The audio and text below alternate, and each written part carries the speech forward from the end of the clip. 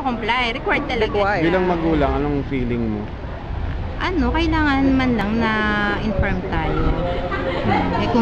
Kung kagandahan nga ng para sa bata, edi mas maganda. Kaso lang, hindi natin alam eh. Ay, ewan ko lang ako.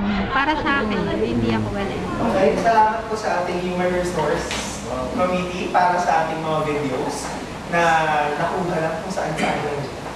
Ayan, so, bakit natin pinanood to ulit? Para gawing holistic yung usapan natin. Para makuha natin yung side, hindi lang ng bawat isa sa atin. Kundi, pati yung side, yung mga totoong maapektuhan. So, indirectly, sinagot natin kanina sa pamamagitan ng mga videos na pinakita natin. Sino ba yung apektado ng K-12 system? Sino yung apektado sa pagbabago nito? At sino yung mag-benefit dito sa usapan natin ako? Siyempre, may dahilan kung bakit natin ito pinag-uusapan. And that is, para mag-benefit yung mga tao na makakarinig sa atin through this talk. Ayan. So, meron bang gusto mag-react dun sa mga napanood natin? Meron bang gustong magsabi or may sasang-ayunan kayo or kukontrahin dun sa mga perception ng mga normal na Pilipino para ma-clear natin as much as possible sa kanilang mga ordinaryong tao or ma-inform natin sila kung ano ba yung dapat nilang malaman talaga. Ano ba? Sige. Kasi may interview doon na ang tanong sa kanya kung may sasang-ayon ba siya na minadali ba yung pagpapatupad ng K-12. Sagot niya, diba hindi. Kasi tagal na panahon na naman siya pinag-usapan. Sasang-ayon ako yun doon. Kasi tinignan ko yung site ng DepEd. Tapos sabi nila sa research na matagal na naman daw yung pinag-uusapan, mga 1925 pa, gano'n. Tapos ngayon lang na pala yung issue. Kaya ngayon lang natin nalaman na ini-implement na pala siya. So, hindi siya minadali. Okay. So, hindi siya minadali. That's one point na nakuha natin mula kay Zacchaeus ko Edward. Doon naman sa tinanong natin na administrator, kasi parang ang tanong, nagmamadali ba o hindi yung DepEd? Ngayon ba dapat ipatupad yun kung kailangan sa yung oras? Kasi isang banda, sinugot naman niya sa akin, parang kailan ba dapat? Kasi kung 1925 pa nga pala yun eh. Tapos ngayon sasabihin natin kailan masyadong maaga. So parang sa kanila, ang naging attitude nila, yung isang school, ang attitude na lang nila, since ipapatupad na, yakapin na lang yung program. Total, gusto rin naman naman nila yung program. Sa ngayon sa kanila, so ang ginagawa nila, ang kakayanin nila, pinipilit nila ngayon na ipatupad yung program. Kaya lang, nahirapan din sila kasi training. Sa ngayon, nag-undergo sila ng training. At hindi rin nila masabi pa kung hanggang saan nila mapapatupad yung program.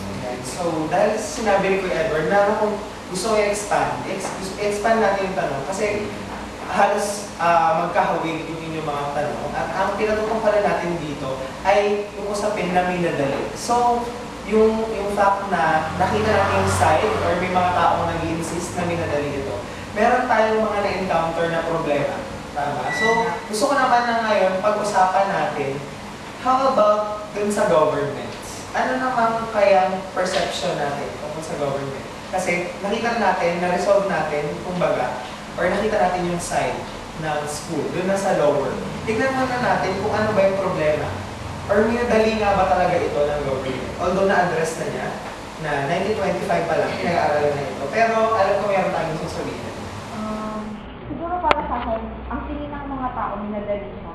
Kasi ang problema kasi sa gobyerno naman, hindi nila na-address sa mga tao na pinag-uusapan nila yung K-12. Kaya nung sinabi nila na may K-12, parang nagulat yung mga tapat bilang implementation. Siguro yun lang ang mali ng gobyerno ngayon.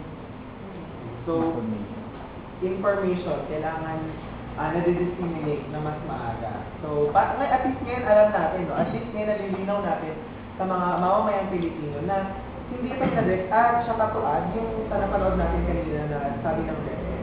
Ito ay pinag-aralan. Tama, hindi ito nagmula lang sa DepEd mismo. At hindi ito parang lang, sumumpot na lang bigla na parang kabuti. Ayan. Siguro nga, yun nga, sinasabi na natin na pag-usapan na siya dati pa. Mali, siguro mali lang yung timing na nailaganap siya up na very late. One group kasi yan, yung mga teachers ko nung high school, nabitahan ko na June na, hindi pa sila nag-start ng klase ng school ko dati kasi nagtuturo pa ng seminar yung mga teachers. So, one group yun na late na nga na-open up or palaganap yung 8 to 12 education. Kasi nag-seminar pa yung mga teachers ko kung sila makapag-start ng klase agad. So, yun, one group yun na. Yung education plan na to, bali in partnership siya with TESDA and meron siyang textbook na kasama. So, bali, after ng senior high, pwede ka nang magtrabaho. Pati pwede ka na rin magkumuha ng exam para makapasok ka sa iba't ibang institution. Pati Kulang na tayo sa mga classroom textbook. Sila sa mga teachers. Ano kaya kung 12 years old?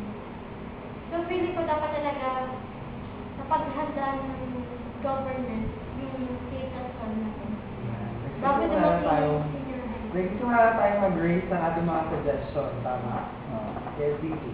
Actually, nung 2011 sabi nila, parang kulang sa pondo yung gano'n. Para na-implement yung kay 12. Pero sa ayun, yung 2012, nagdagdag ng 31 billion plus na pondo. So, lahat ng shortage na nangyari sa classroom, teachers, gano'n, pwede na ma-address. Pero hindi naman siyempre agad-agad.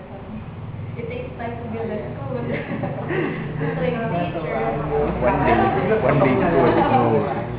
So, kailangan, yun, may pondo na naman. Kaya kaya-kaya. Kaya-kaya ng Pilipinas. So, that addresses na naman yung kabahan ng mga mamay Pilipino na kaya ba talaga ito ng Pilipinas?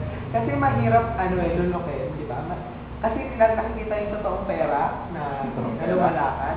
Di ba? Tama. Kaya mahirap lunukin ng mga isang ordinary mga Pilipino na, kaya ba talaga yung Pilipinas? Kasi in their own homes, hindi nila maramdaman. So, maaari 19 plus 12, sana ang maging tutik dun sa poverty ng bansa natin. So, backtrack lang na pag-usapan natin ang classroom, na pag-usapan natin ang budget, ang school administration, ang gobyerno, syempre na pag-usapan natin. Ang natin pag-usapan ay paano sa tingin nyo mag-a-adjust yung mismong mga estudyante na syempre 6 years na baon. magkakaroon sila ng higher level